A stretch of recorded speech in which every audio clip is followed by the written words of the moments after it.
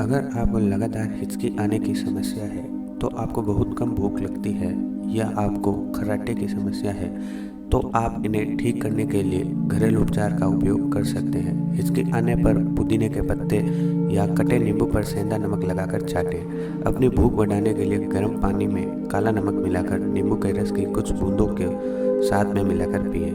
इससे आपको फ़ायदा होगा और भूख भी लगने लगेगी।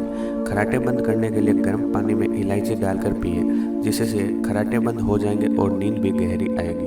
आपको यह घरेलू उपाय कैसे लगे कमेंट सेक्शन में ज़रूर बताएं। वीडियो को लाइक करें, चैनल को सब्सक्राइब करें, क्योंकि यह पॉलिसी बिल्कुल फ्री है।